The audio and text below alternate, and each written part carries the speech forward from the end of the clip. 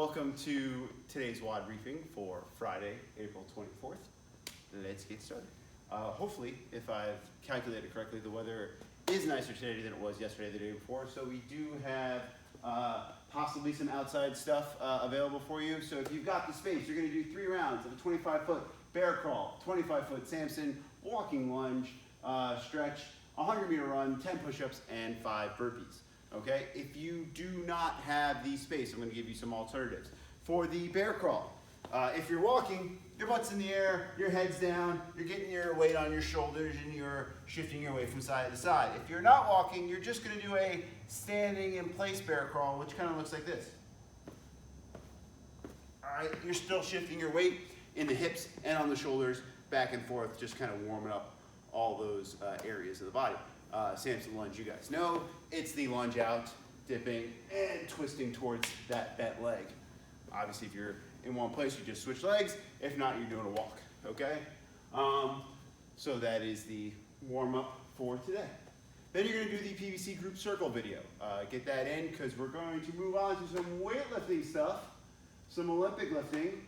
Once you get through that burden or snatch progression video, you're gonna do a 20-minute E2 mom, every 2 minutes on the minute. If you have a barbell, this is what you're gonna do. If you are using a PVC pipe, I'd like you to go through this twice per 2 minutes, okay? So 20-minute E2 mom, you're gonna be doing 10 rounds if you're using a barbell, you're gonna be doing 20 rounds if you're using a PVC, okay? The sequence is a snatch grip deadlift. So, snatch grip, wide grip, PVC pipe or barbell comes right across the hip, so when you lift your leg up, the bar barely moves, and if you were to lean forward, you could kind of let go of it a little bit. That's that hip crease. So the arms are straight, the shoulders are pulled down and back. Feet are hip width apart, toes slightly out, knees bent out over the toes, send the butt back.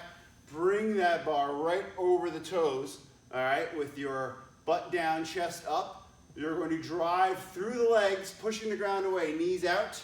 Bring the hips forward, all right? So back down, drive the ground away, knees out, bring the hips forward. That is the snatch grip deadlift. The squat snatch starts from that mid shin. Same thing goes for the beginning. You're gonna drive the knees out, push the ground away. Once you get to the top of the knee, it gets explosive through the hips and the shoulders, punching that bar up overhead into a squat snatch. So in real time, it will look like this.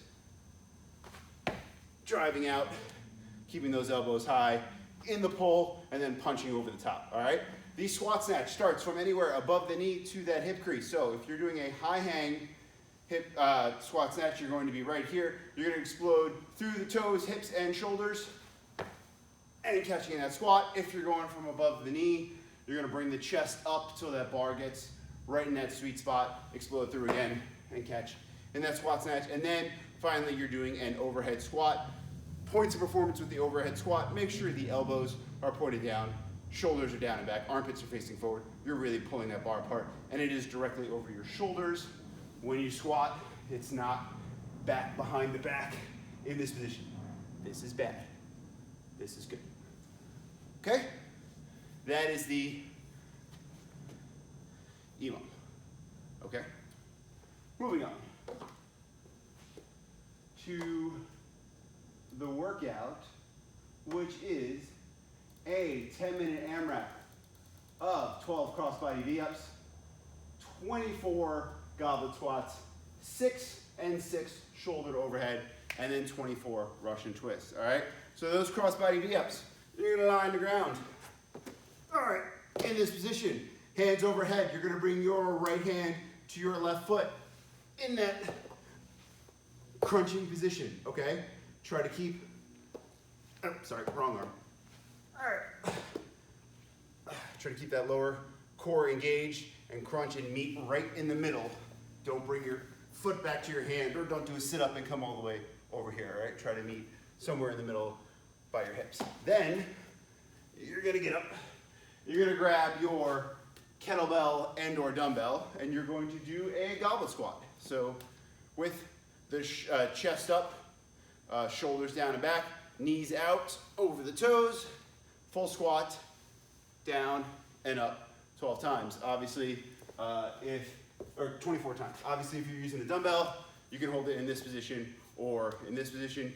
You can even do a barbell if you have one in the front rack. You're just gonna do a front squat. Okay? Moving on to the shoulder overhead. Obviously, kettlebell or dumbbell will work fine. If you've got a kettlebell, make sure it's in that front rack in the nice crook of the arm. You're not up here behind yourself or anything like that. You're supporting it right here. You're going to keep the chest kind of pulled down a little bit, so you're crushing a can that's kind of in the rib with your rib cage. All right, you're gonna dip, knees out, drive up, okay? Shoulder up to overhead. 6 on one side, 6 on the other side. If you're using a dumbbell, same concept. You're going to dip, drive up overhead. Okay, if you're using a barbell, you can do a push press or a push jerk if that works for you. All right, and then finally, you're going to do 24 Russian twists. You guys all know those, either with your dumbbell or your kettlebell, or if for some reason that kettlebell is too heavy, you can grab a plate or a backpack or a pillow and do it with those. Okay, so that's the workout. Don't forget to record your score, put it in the Tribe app. There you go. And moving on to today's core work, you've got 1, 2, 3 crunches, which if by now you don't know what those are 3-stage crunches where you're down here. All right, your hands are at your side. You're bringing the shoulders off the ground. You're going up a little bit more, and then finally up all the way, okay? 1, 2, 3 stages of the crunches. And then max effort penguins, same position on the ground, shoulders off. You're going to engage that side core area right there, and you're gonna tap the side of your shoe each time, like a penguin waddling, but on the ground and getting abs. That's what penguins do. They get abs. All right, so that's the workout for today. That's your week of workouts. Hope you had a wonderful week. Hope to see you at happy hour tonight, and have a good weekend. Bye-bye.